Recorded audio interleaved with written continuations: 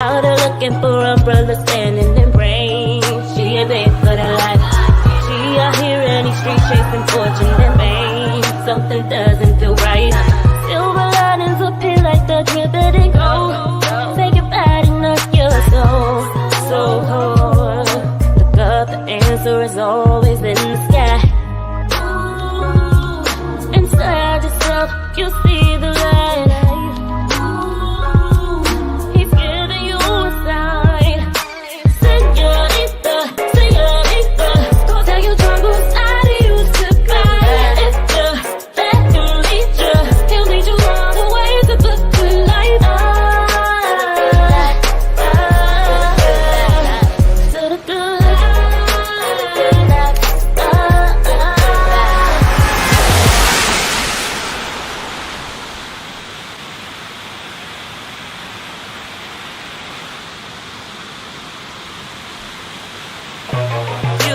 Queen inside, and turn all your wrongs to right. Girl, you gon' be just fine. Just leave it all behind. That is in stone, we can just rewrite it. Don't you know you can let a dark night? If you dream it, you can reach it. You run around, make all believe it.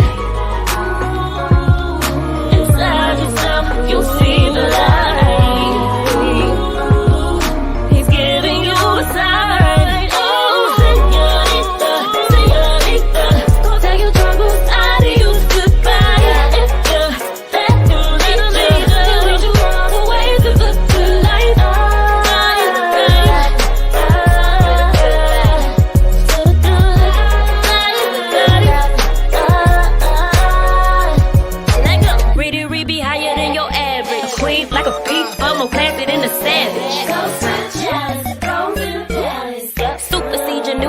And I'm stunting like my daddy. Me close to me or more, there's no reason I won't adore. Every day lets me explore opportunities, open doors. And I get what I'm praying for, he be spoiling me this, I'm sure. Could I really ask him for more while they bring me back to the chorus? Oh yeah, señorita, señorita, go tell your troubles, I need tell them to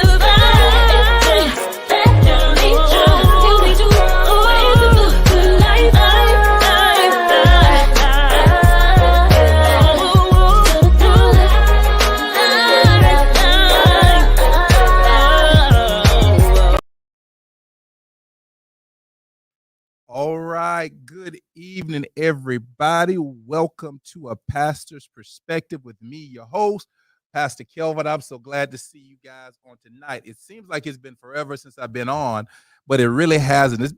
It really hasn't, but it feels like it has.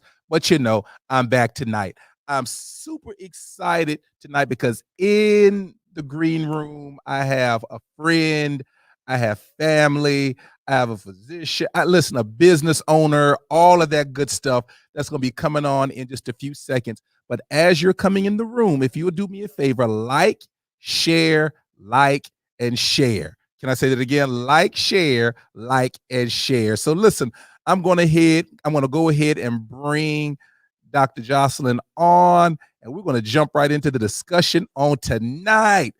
Good evening. How you doing? Good evening. I'm doing well. How are you?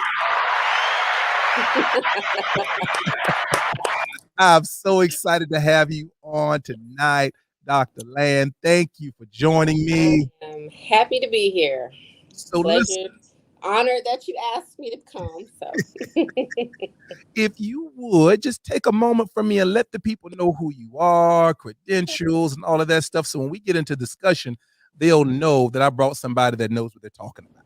Okay. Well, I am Joycelyn Land. I'm a doctorally prepared acute care nurse practitioner. I've been a nurse practitioner for almost 6 years in December.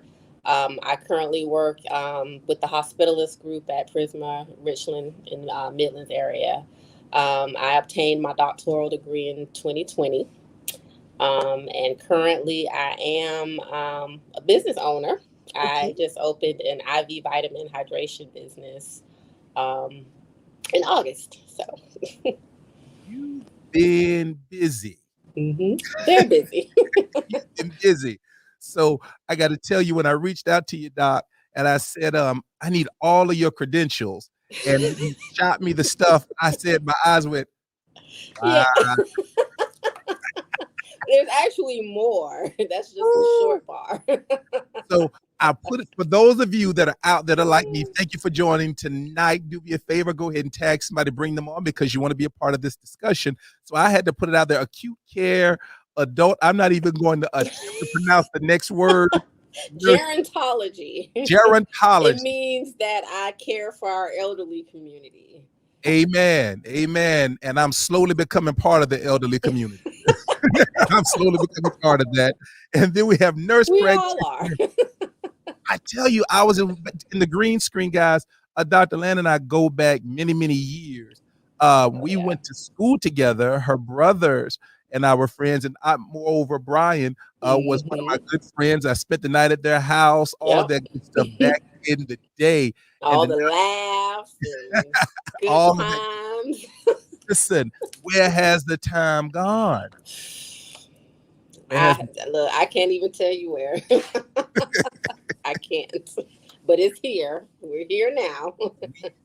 We are here now. So I wanted to bring her on tonight, my Pastor's Perspective family, because I had some questions regarding health, healthcare, the healthcare industry, COVID, some other things. And we're not going to be on very long tonight, but I wanted to get someone's opinion that has the educational background, the information that's on the front lines to provide us with the insight that we need. And first thing I want to say to you after everything else is, thank you for what you do. It's my calling. It was a calling and I answered it. And since then, I haven't looked back. Which leads us into our next question, Dr. Land. How did you know this was what you wanted to do? Initially, I didn't. Okay. I will say that. Because I went to the College of Charleston is where I started my college education. And I was in psychiatry.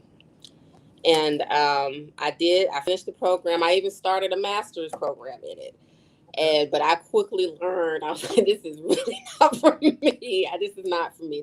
This part of the medical, it just wasn't for me. So it took me a little while. I took some time off and I just kind of started researching nursing. I was like, okay, well, that's a different avenue there. And so I went to Midlands Tech is where I started at. And I got into the program and it's like it just spoke to me. I was like, this is what I'm supposed to really be doing. So I'm actually thankful for that because a lot of people go through different careers and never know exactly what it is they're supposed to be doing in this life. But for me, it was just seamless. And ever since I've been a nurse, it's everything that I've ever wanted to do. And the main reason I feel like it did speak to me like that is because healthcare is in crisis. Okay. The human race is in crisis. Medicine, disease. That's right. Look at what we're living in right now. That's right. With COVID-19, and especially in the African American community, because we are riddled with so many chronic diseases that we don't even understand or even know about. That's right. And it's about education. It's about the Black community seeing more people like me. That's right. In these positions. Facts. It's about trust. It's about fact. It's about connecting with people on a level. I grew up where I grew up. I've been in this community all my life. You know what I mean? So I can relate to what's going on here. I'm not from a different state. I'm from right here. So who best to help you than those people that live and have seen, this area that we live in. So. Dr. Land, you've hit a whole lot of things already. Like we said in the back room, once we get started, it's the flow, and that's good. And that's fine. That's great. That's exactly what we need. Mm-hmm. When you look at the healthcare as it is now, what, if you could summarize in one or two things, what are the one or two things that frustrates you the most in general, being on the front lines about healthcare right now? Lack of access to care and cost. Wow. You have a lot of people that live in low income. They live in low income families, low income areas. And a lot of the cost for treatment or even being able to come to the hospital or being able to see a doctor can be very expensive for them. As where, some people, oh, it's only a few dollars.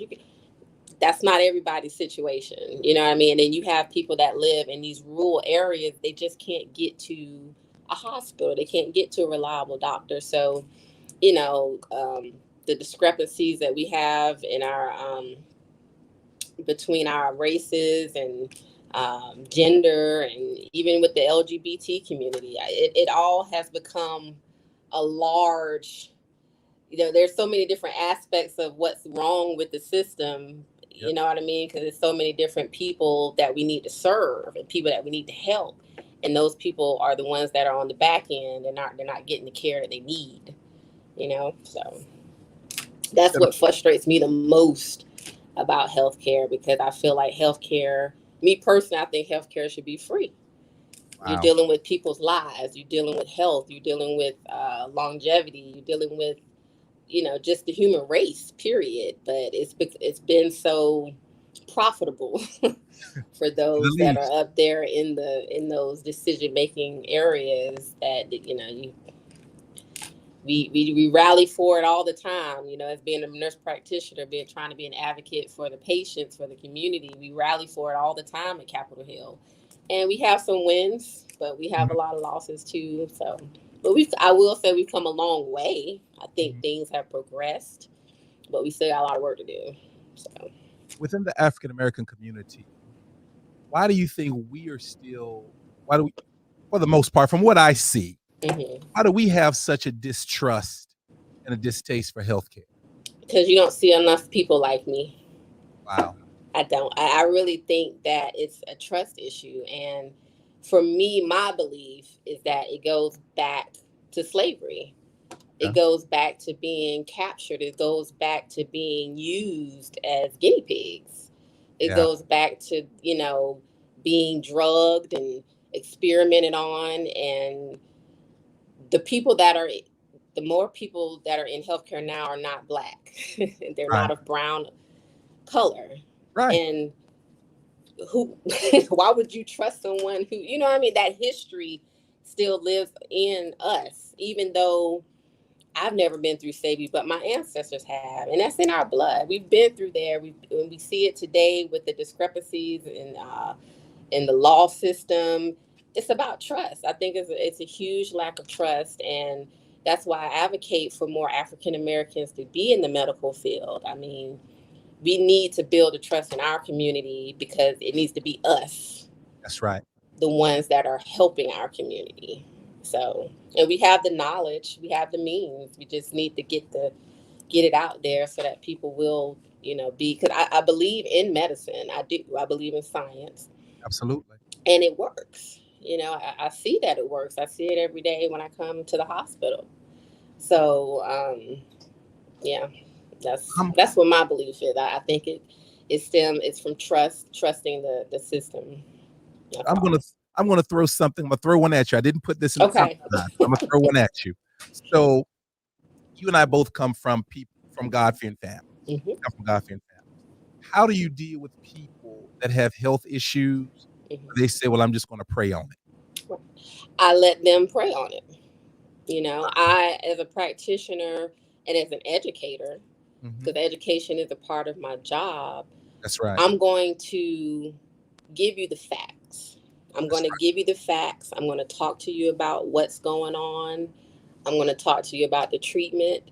But I will never tell you not to put your faith in God. That is your religion. That is your belief. That is your faith. And a lot of people, their faith is what keeps them going. That's right. So my job as a professional, as a healthcare professional, is to give you the facts on the medical side. Enough facts that you can make a decision on your own. You know what I mean? You need to be well informed about what's going on. Whether you believe me or not, I'm going to give you the facts so that you can make an educated decision about what you need to do. Dr. Land, that's where, and I'm on the spiritual side of it because I'm on the side of science and faith. And quite frankly, I believe in miracles. I believe in all of those things. But a few years ago, I began to really think a lot of things that people of faith pray for, it would be eliminated if we would embrace science. Mm-hmm. Well, I think it's you need. I think I play in the middle. I mean, I think both of them are relevant. They're both important because I have my faith. I That's do. right. I believe in God. I believe in miracles. I believe in witches and demons and all that stuff. You know, but as a in the medical Yeah. field, I see what has worked. You Yes, know ma'am. what I mean? Medicine is working. Treatments are working when you are educated about it. You know what I mean? A lot of people come and they're like, "Well, they didn't really tell me anything. I just went with it." And blah, blah, blah. But you have to, you have to fuel yourself with information. You have to do the research. You have to get out there and learn for yourself. You don't always have to just take what somebody tells you. That's right. Go read about it. Go look it up. Go do your research. Get multiple opinions if you want to, but just be educated about it. And I think that's what frustrates me is that we don't want to read. Right. There's, A lot of there's people don't want to educate themselves with it, and I think that too is a problem with why people have lack of trust in the medical system because I can only tell you so I can only what did it, I can lead you to the water. I can't make you drink it though. that's right. So I feel like God has given us these tools for a reason. He's given us this knowledge. You know what I mean? You don't have these health professionals out here just going through these education, going through these things, these experiments, the science, the research. It's not all in vain. It's for a reason. Because That's he right. needs these people here to help deliver that to people out there. So, yeah. Listen, so we're going to keep going. Thank you. I see some more people Mm-hmm. have joined in. Thank you for Okay. joining in. If you would do me a favor and please share this out on your timeline. Dr. Land is still actually in the office, so I'm not going to hold her Yes. all night long. But if you have any short questions that you want to post tonight, go ahead and put them out there, and I'll Yeah, do my please best to let do. her see them. Any questions that you have out there, please put them there. So let's jump into a hot topic. Okay. COVID. COVID. Now, don't look at me like I'm crazy. I'm just for the dialogue. Is it a hoax? Is COVID a hoax? COVID is not a hoax. And I will tell you from my experience of being in this hospital and seeing the people that have suffered and that are suffering from COVID-19, this is no hoax at all. If it's a hoax, then I, I wouldn't even know how to begin to, I don't know. But the point is, I know it's not a hoax because people are dying, and that's real. So what are some, and we're just going to do some basic questions here. So if I have not gotten tested, what are some basic signs that I need to look for? Well, for symptomatology, I mean, first of all, if you've been around someone that you know is COVID positive, that in itself to me is a reason to go get tested to Okay. at least know where you are. You know what I mean? So, but the main symptoms that we look for, that we tell people to monitor for, a new cough, persistent coughing, fever, fatigue. A lot of people get fatigued and stressed. Some people have experienced like diarrhea, this unexplained diarrhea and all that stuff. So, but those are the biggest things, and shortness of breath. Okay. And shortness of breath with anything, like when you're moving around, maybe if you've been sitting there, just so. And all of these are coming about over because a lot of times you can have they're still researching everything because COVID is still new. Right. We don't know everything that's going on with COVID. We've got some things in a box that we kind of can follow at this time. Right. And because a lot of times we know that you can be infected and have no symptoms whatsoever. Right. You have no symptoms at all. But that doesn't mean that you're not spreading it. So, Could you take a moment for a novice like me? mm-hmm, I've heard that word many times. mm-hmm. Asymptomatic. Is that what it's called? Asymptomatic. Uh-huh. So just for someone like me, I'm not a nurse practitioner. I'm not a physician, none of that. What does asymptomatic mean to me? Asymptomatic just means that you don't display any of the symptoms that are associated with a certain disease or a certain illness. So like I said, even when COVID first came out, the shortness of breath, the fever, the cough, those were like the three hallmarks of COVID-19, and we've added things to it over the time since we've learning. The more we learn about it, but asymptomatic just means that you're infected, you just don't have any of those symptoms at all. So that's why the whole mask issue is being pushed, because you have those people that do not have the symptoms, and just because you don't have the symptoms does not mean that you're not out there infecting people. So people wear masks so that you're not spreading it to other people. It's not that you're, putting a target on your head, even though it has become that now, wearing masks and all this propaganda with that. But it's safety. It's about safety. It's about safety. And you got other countries that have actually been doing it for years, like China. You look at, they wear masks all the time. When they know they're sick, put on a mask, because I don't want to infect other people around me. So I've got one quick question, and then I've got another question in the board. Someone online. This is gonna be funny. So those blue masks that they sell, what's the right way to wear it? Should I be wearing the dark blue side on the outside or the inside? Well, there's so many different ones now, but you need to read the instructions on the box that you buy. That's the best way to wear them. But like in the hospital, we wear these, and typically, if the blue is usually the outside, and you need to wear it over your nose, because your nose is an entry point for droplets, and when you cough, somebody's around you coughing or sneezing, you may not see them, but they're droplets that are being released out of their mouth or nose into the atmosphere. And those droplets could be full of illness, full of virus.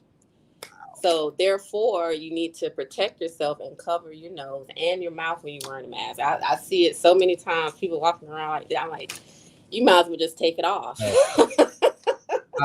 I've seen them simply because of what I do for a living. I've seen the people wear it under the chin. Right. And walking around, just why waste your money? If you're not gonna wear it, just don't wear it. Don't be a sometimesy person. You're either gonna wear it right, or don't wear it at all. Thank you, one of those things. Thank you for entertaining my question.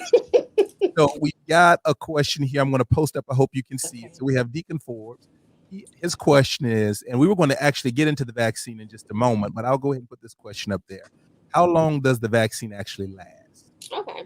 Well, I'm not an expert in infectious disease by any means, so let me put that out there. I'm not a epidemiologist or anything like that, but we do have doctors here that are, we do what's called grand rounds, and they pretty much go and update us on things that's going on with COVID.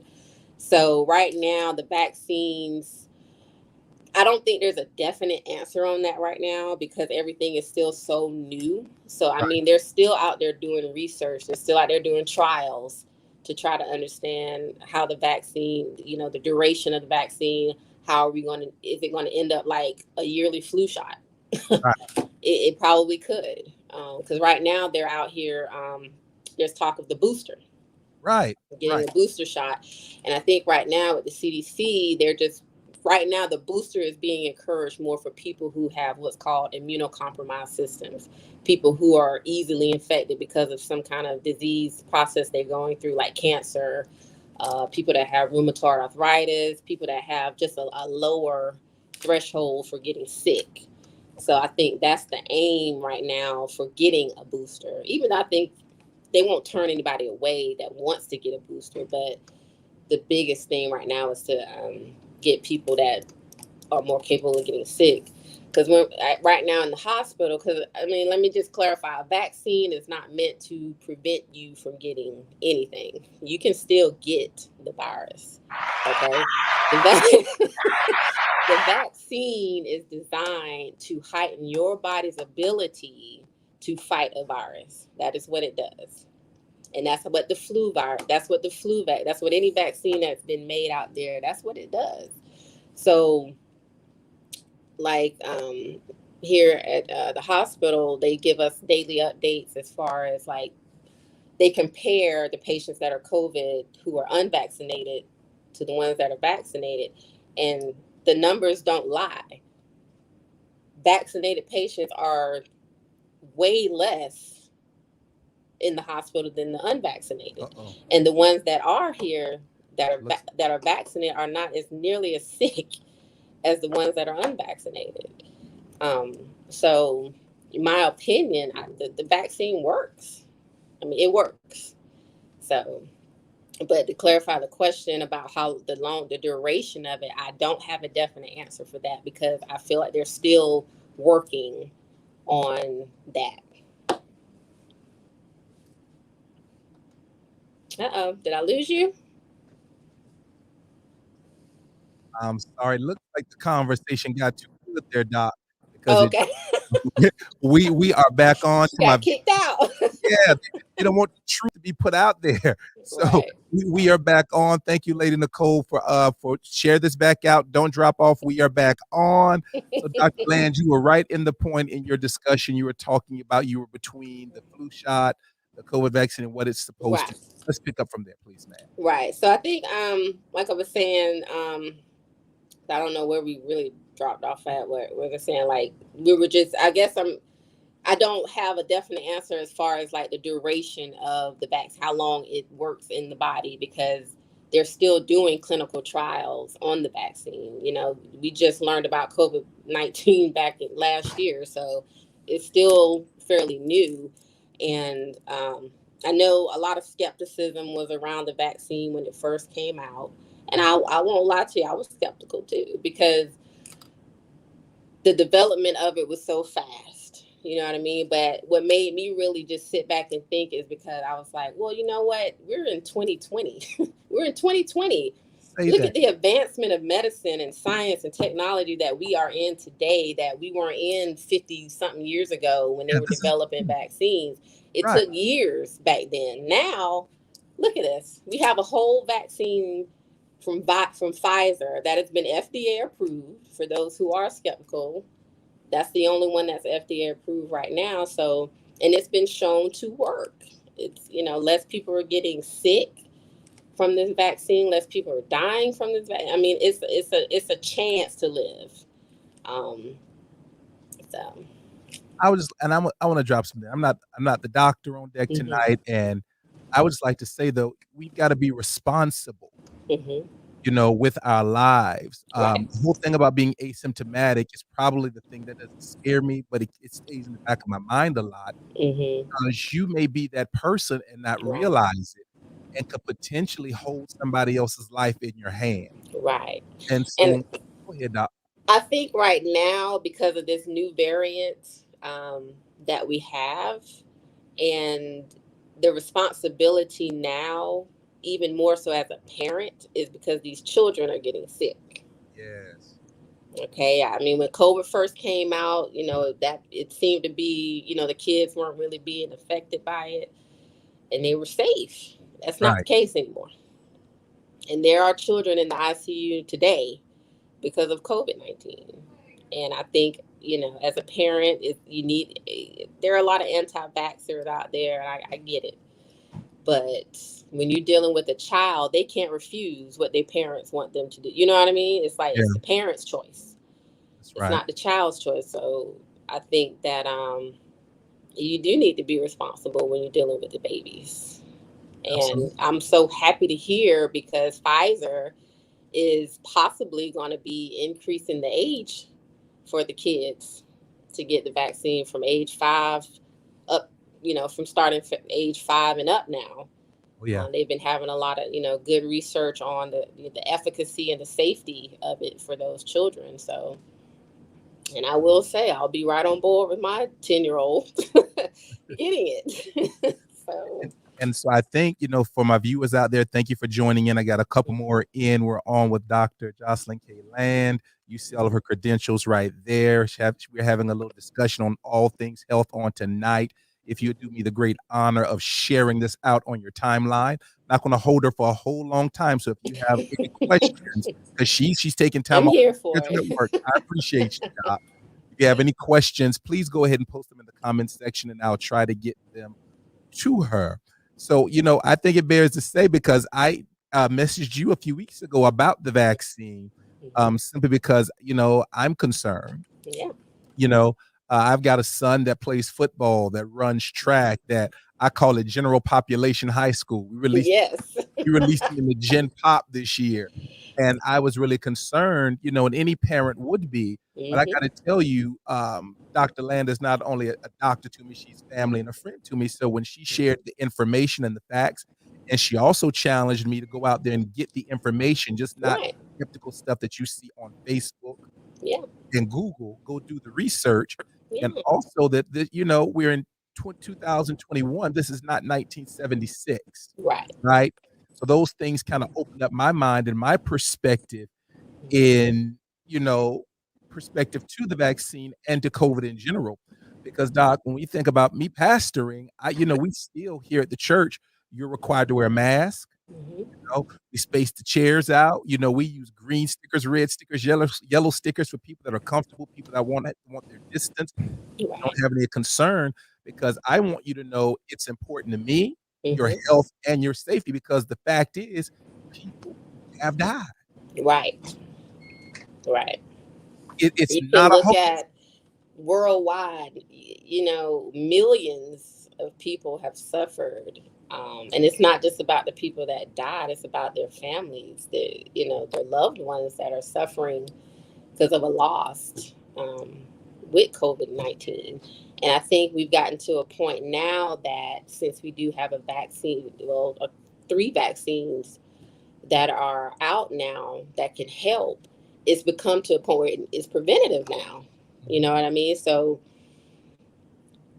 you just, I feel like everyone just needs to take your own inventory, your own beliefs and everything, but also you need to couple those beliefs with facts and information that is out there. It's free, it's out there. And as a healthcare worker working in a hospital, in an acute care level hospital, right out the door actually is a COVID unit.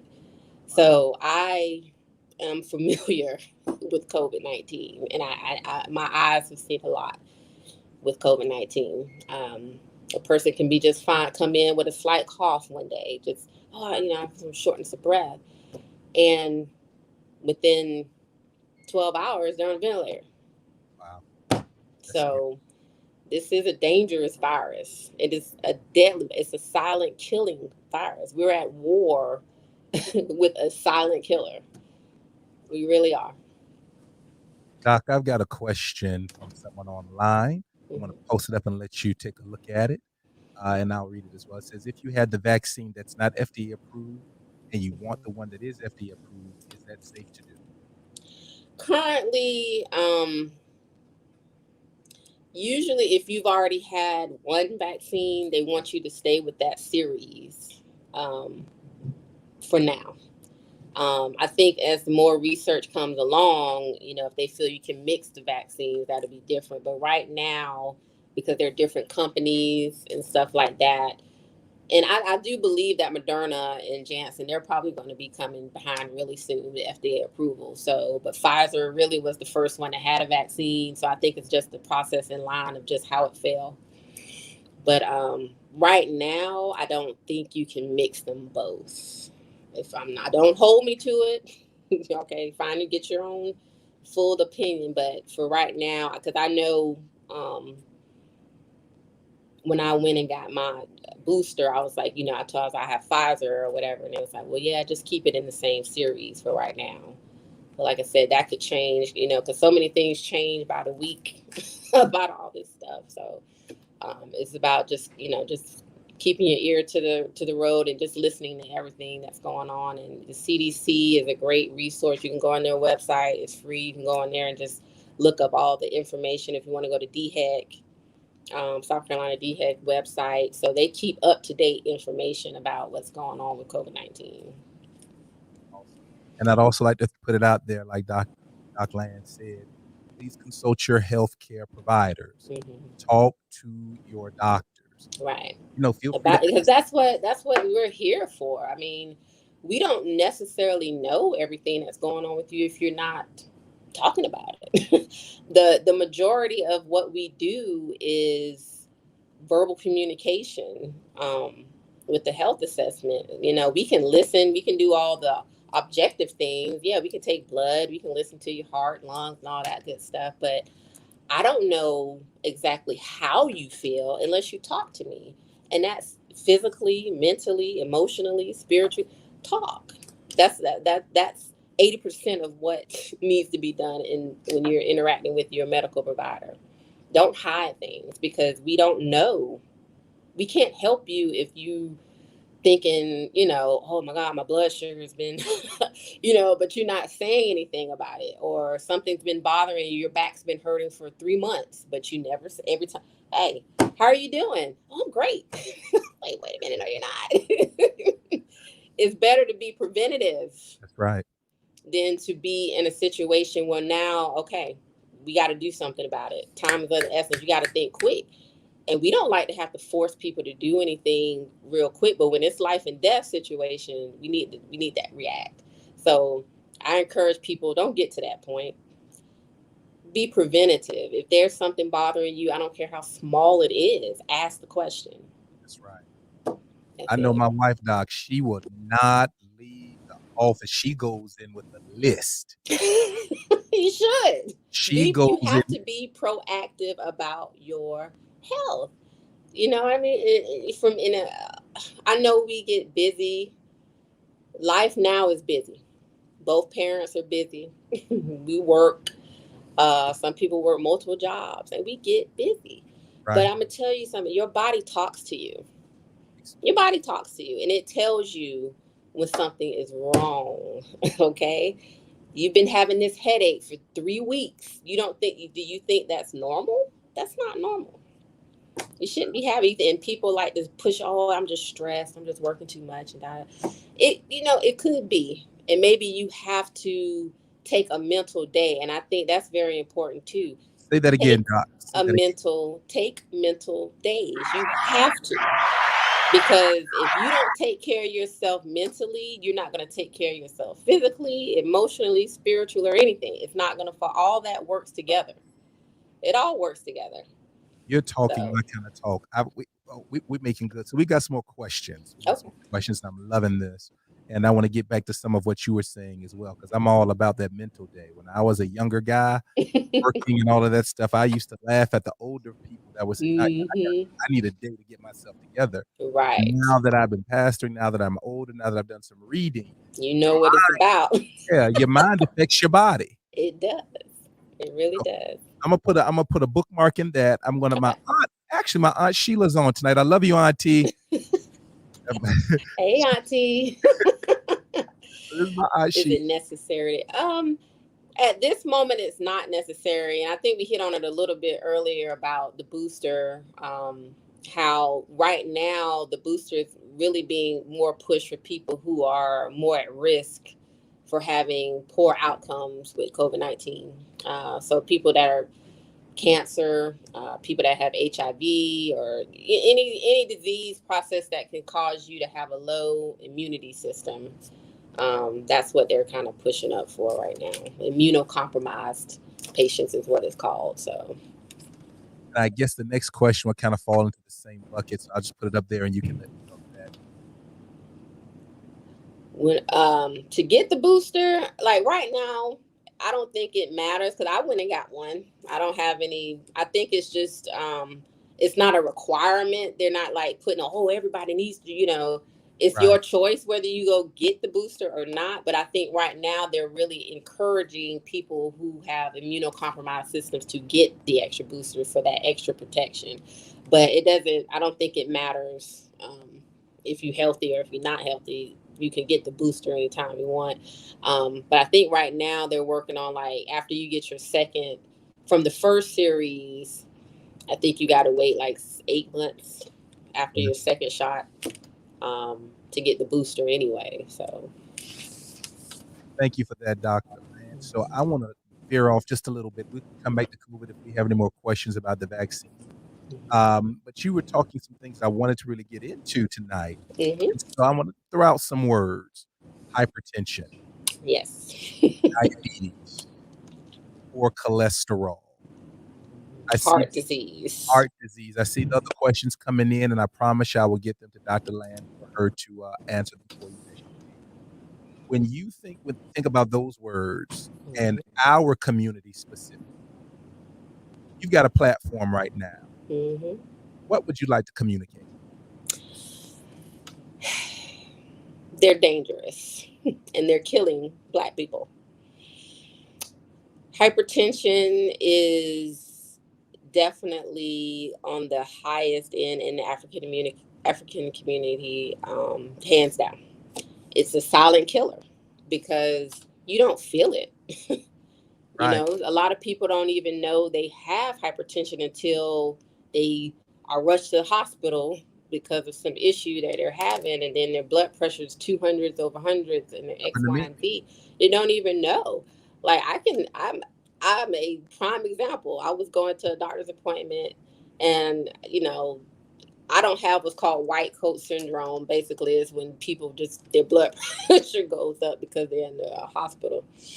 But I went and got my blood pressure checked, and I was running like the 190s over 100. Like, what is going on here? And I Right. wasn't feeling bad. I wasn't feeling bad. I had no headaches. I had no nothing. Nothing was feeling bad on me at all.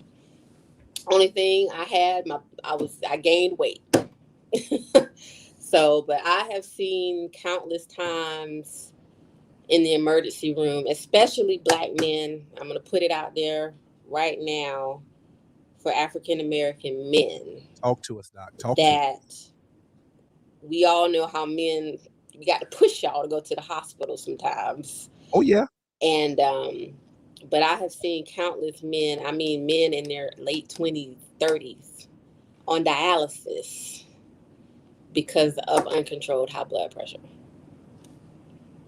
And it's like when you're at that point of dialysis, not saying you can't, if you get a kidney transplant, but a lot of times when you reach that particular level, it's out of hand. Wow. You know what I mean? And I call it the triad: high blood pressure, diabetes, kidney disease. Because Wow. that's what it leads to. And because I've actually worked in outpatient dialysis clinic before as a dialysis nurse, and I promise the majority of people in there are African American, and men out of women, probably two out of three. It's Wow. men. And we really gotta take care of ourselves, because like I was saying earlier about um, getting more people like me. You want to see people. Oh, my mama calling me. Hey, Mama Oh, Kennedy. sorry. That's all right. That's all But right.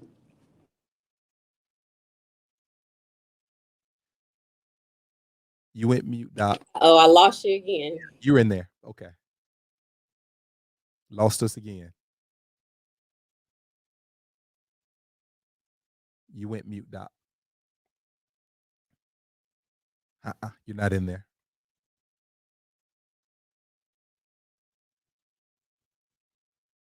No, ma'am. Y'all give Doc a moment. It's her mom's birthday. So mom was calling to check in. Y'all give her just one moment. Thank you for joining us tonight on A Pastor's Perspective. If you're just coming in, take a moment and share this out for someone that you think will benefit from it. And we'll have Dr. Land back on in just a moment. I hope this information is helping you. Let's see. Let's see what I can do for mine. Mm-mm.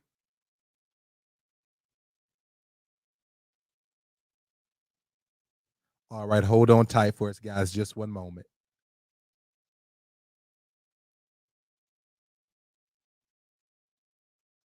So anyway, while we're waiting on Dr. Land to get back in, I can also attest to the fact that many years ago, what was it, Lady Nicole, when I was in my late 20s or early 30s, I was working, and I was one of those ones not going to the doctor, not going to check in on my health and all of those things. And what happened, I was at work one day. I was just sharing Dr. Land what happened to me around the blood pressure peaks.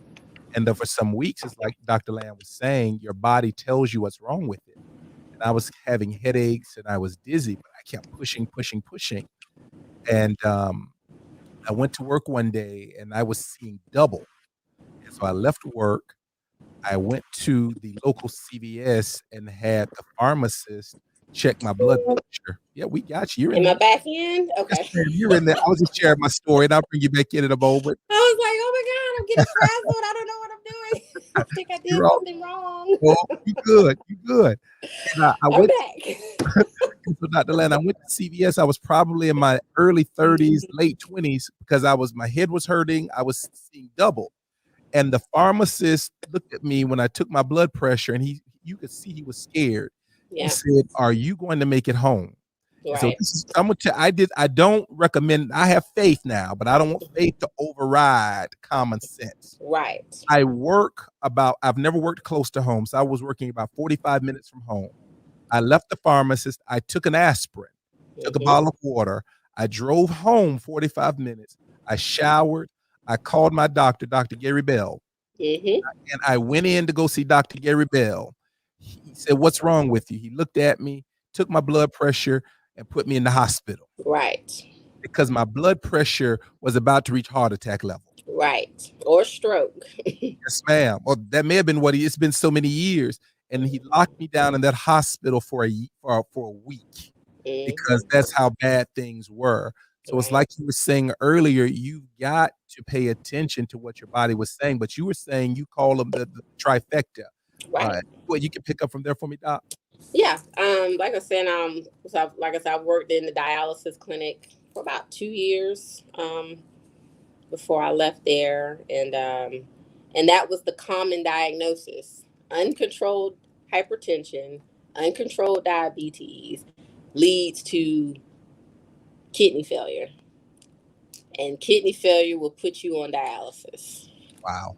and most people for the rest of their life.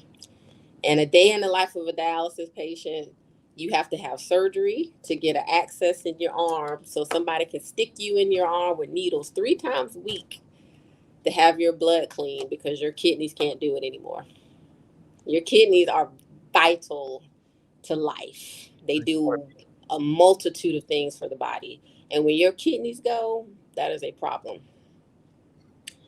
Granted, you can live on dialysis with, who wants to do that though? You got this mechanic kidney over here filtering your blood of toxins and cleaning your blood. So nobody wants to really live like that.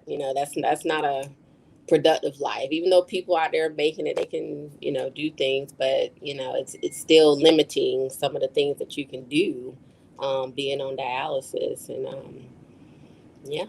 That's scary. So we're gonna verge off just a little bit. I've got about two or three questions. I'm gonna try to scroll through, and I'm gonna get you off here real soon, Doc. I'm not gonna hold y'all down. Let's see. One of the first questions that I have came from my wife. That's one question. Hello, Nicole. In Black women, heart disease. You have a lot of women, because women in general, have a different symptomatology when it comes to cardiac disease, as compared to men. And African American women, the number has been going up, for heart disease. Women having heart attacks, and not even just heart disease, just cardiovascular disease in general, meaning heart and vascular strokes, things like that. And So women tend to have symptoms more congruent with reflux. You think it's, oh, I got gas, right? It's rising up in your throat. You're like, oh, I just got gas. Or they have stomach issues or upset stomach or something like that. And that's kind of one of the number one things that happens with women who are having heart attacks. And then it's weird because, your heart's over here. You thinking if you had a heart attack, you'd be feeling it all over. That's not necessarily the case. Is women tend to have those symptoms more, from a GI perspective. So I feel like I would tell women, if you're having heartburn and symptoms like that all the time, even in spite of eating, you need to go get checked out and make sure it's not your heart, because it could be your heart. And as far as what other medical issues I see more of women, it's really not different than the men, to tell you the truth. I mean, it's the high blood pressure, it's the diabetes in black women, obesity, um things like that. I myself, I had weight loss surgery because of the way that I was going. You know what I mean? I was slowly becoming a diabetic. I was slowly becoming hypertensive, and you have to also look at your genetic makeup as well. Because some people, it's going down the line. Talk to us now. You got to look at your parent makeup and all that stuff. Because in African American community, you ask them their medical history, oh, hypertension, diabetes, and Like heart this. disease and stuff like that. And it's like it's the same thing all the way around. And it starts with you as a child, because childhood obesity is very high right now. Absolutely. That's when it starts with trying to teach children to be healthy and eat healthy and be physical. And we need to stop that blueprint that we keep perpetuating through our ancestry, because we love food. We Food is do. comforting. Yes. Food is something that got us through a lot of hard times, even stemming back to slavery and stemming back from our ancestors. Food was the thing that kept people happy and in solitude, and it gave us comfort in what we do. But a lot of that food is filled with salt and fat and things that over time puts us in a really bad situation on in our health. And we kind of got to, I don't, I'm not saying don't cook whatever, but you have to be cognizant about what you're putting in your body, because it will have a direct effect on your lifespan down the line. And I think that's important to say. And I'll be a little bit more direct with that, because a Mm-hmm. lot of the miracles we are praying for in the church are tied directly to not drinking water. They're Mm-hmm. tied directly to a sedentary lifestyle. They are Mm-hmm. tied directly to those pork chops, fried chicken, macaroni Right. and cheese. And you know what? I'm saying that, and I'm asking my aunt Sheila to make me some macaroni and cheese because she's on the line right now. You know, but it's not. It's what you do in moderation, right? Right. And it does become, it becomes a problem with, you know, moderation is no longer the issue when it becomes a problem of, okay, you've had a heart attack. Ooh, It's time to cut that stuff out. You know what I mean? So moderation is good, but I still feel like we need to incorporate more things that are healthy or yes, ma'am. choices into our diets. I feel like a lot of the things that we go through can be controlled and rectified if our diets were better.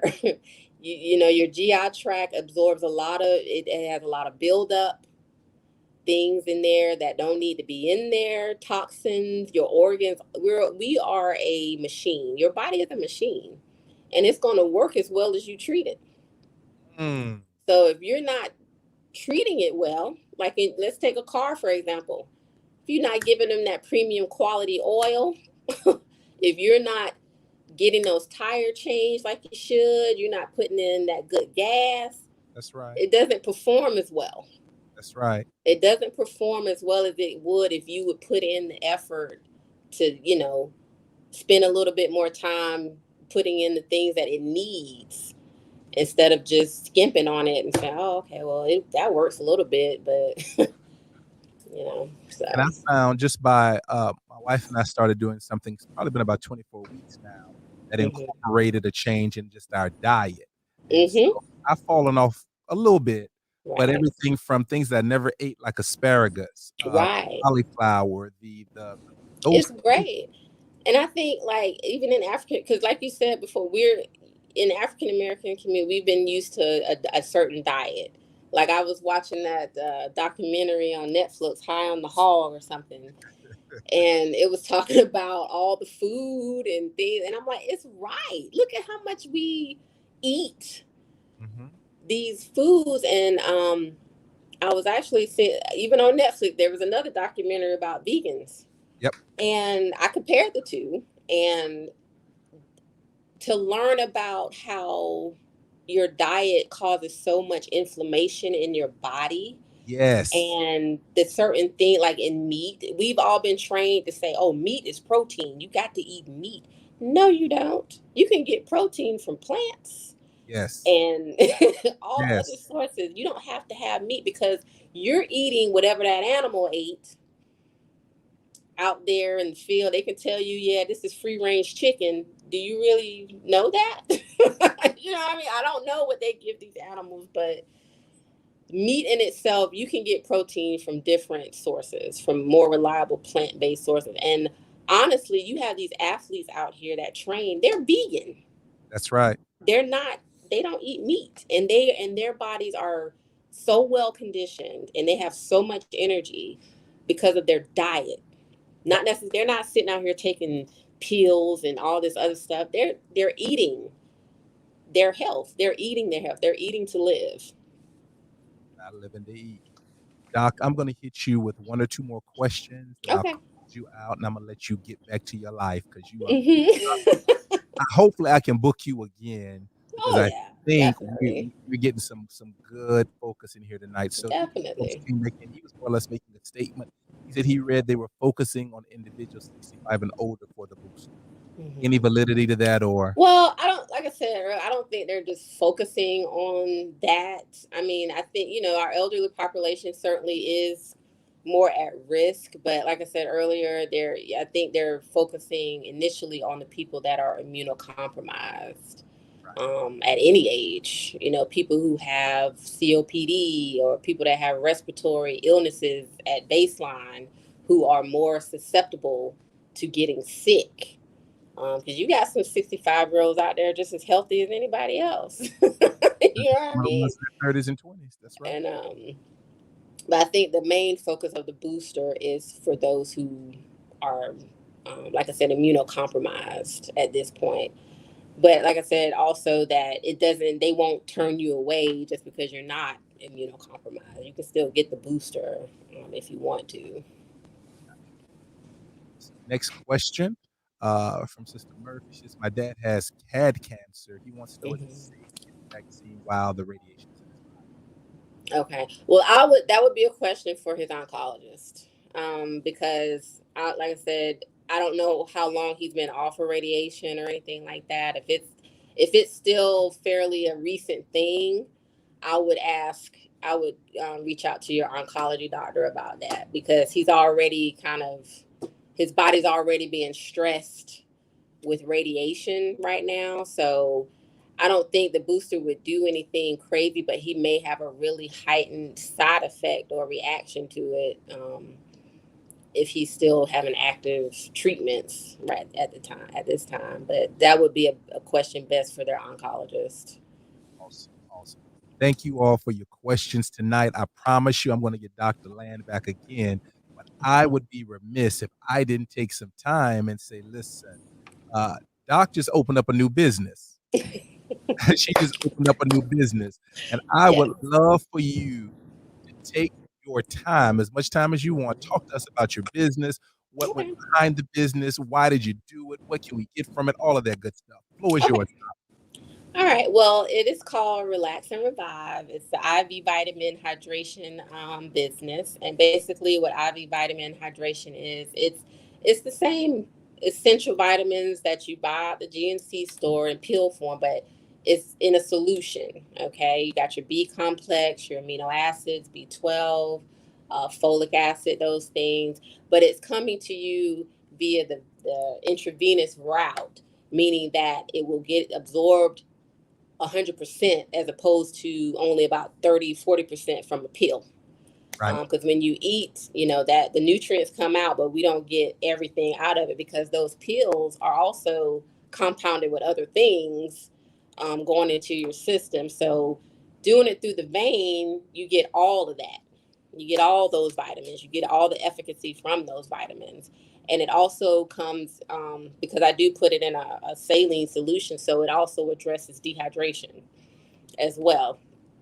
And the reason I researched the business, it's not a new concept at all, but it was more so in these bigger cities like Florida, California, places like that, who do these IV drips because it's good for um, recovery from working out. It's good for even pre-workout for that extra energy boost with the B12, hair, skin, and nails.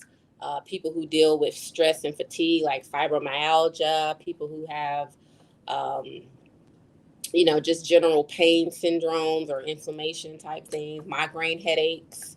It's good also for mental clarity.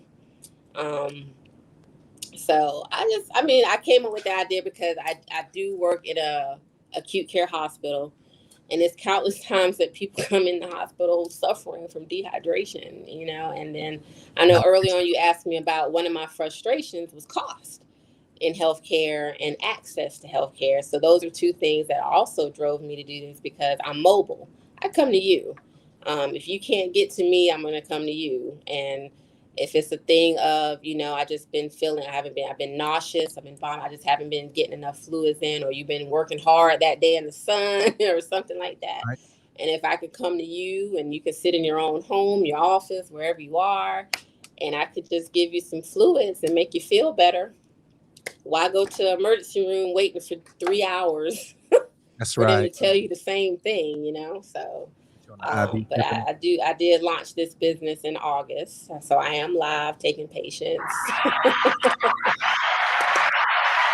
um, but yeah, my website is there if anyone wants to check it out. And also, I will be at the Women's Empowerment Expo. It's coming up October 9th at the Columbia Convention Center. So I will be there as well, giving some, if you want to come try IV Drip, I'll be there to help you out if you want to try it. Give it with some nice little giveaways, a little raffle or something like that. So Awesome.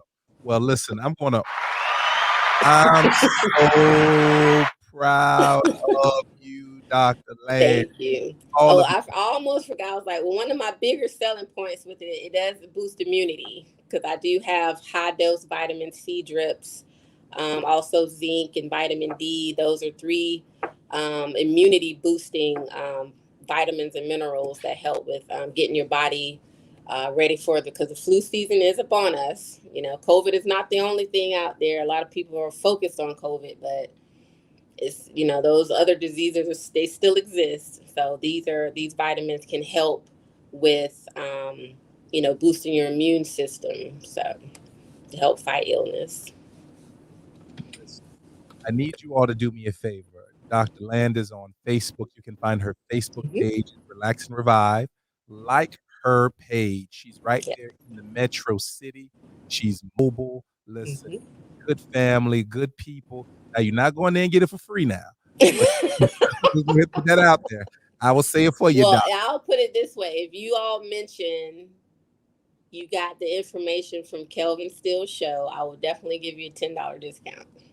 There you go. And put that $10 in the church. Send it right to the People's Worship Center, P.O. Box. Give back. Pay Listen, it forward. pay it forward, but I want you all to support her. Go look her up, like her page, check out her website. On the screen, you see the contact information for her business. You all go do something that's going to help your body and support one of our own local family members. I promise you it will be a blessing to your life. So, with that being said, Dr. Land, I know you've been at work all day. You're still at work. Thank you for taking the time to be Oh, on with no problem at tonight. all. I really enjoyed it. I'm glad because I want you to come back. I'll inbox you. Yes, I I'll would love inbox to. awesome sauce. Well, And listen, any questions, if anybody wants to, if you, even on Facebook, if it's a question not having to do with IV hydration, general, I'll do my best to help you answer any questions. there you go. She's online. She's on Facebook. She's online. Look her up, like her, follow her, share her, support her, Mhm. all of that good stuff. One of our own. So, for all of you that are on with me tonight, please remember this is a pastor's perspective. If you would do me the great honor and like and share my page, if you would go to iTunes or Spotify or Google Play and download the podcast, like and subscribe it. it would be a blessing to me. So next week, I'm going to have on Miriam Dix, and we're going to be discussing leadership in the marketplace. The following week, I'm going to have on Ashley Myers Jackson. We're going to talk about estate planning, all family from the metro city. And I'm looking forward to it. And I almost forgot, Dr. Land, to all of our Central Carolina Christian Academy family. Yes. We're looking for you. We're looking for you. Inbox me, shoot Yes. text. I need to get you online. We got to get together. It's been too long. It's been too long. Way overdue. Way overdue. That's how far we go back. All of us, I think, now in our 40s. And yeah, I'm actually going to be 42 at the end of December. I don't even want to talk about it. I don't even want to talk about it no more. Let's just leave that alone. So we're getting old up there. So we need to connect. We need to see each other. And there's so many of you out there that are doing so many wonderful things. And you know what? We're all family. And I'd love to see you, speak with you, have you on, all of that good stuff. So with all that being said, this is Pastor Kelvin. I will see you back on next Thursday, 7 p.m. for Leadership in the Marketplace with Miriam Dix. Once again, Dr. Land, thank you. It's my pleasure. Thank you. Yes, ma'am. Hold on. You see my wife? Let me show you what she did. Those are the real thugs. You talk about our CCA people. We're riders now. Now, one thing I can say about we all stuck together. We was friends. Listen, the hand of one was the hand of all. Family. Listen, family. Hold on before you jump off, Dr. Land. For everybody else on the line tonight, my wife has thrown me all the way off. We certainly appreciate you being on tonight, and we will see you again. You can check this podcast out. Go online and subscribe. We'll see you again. Peace. Take care.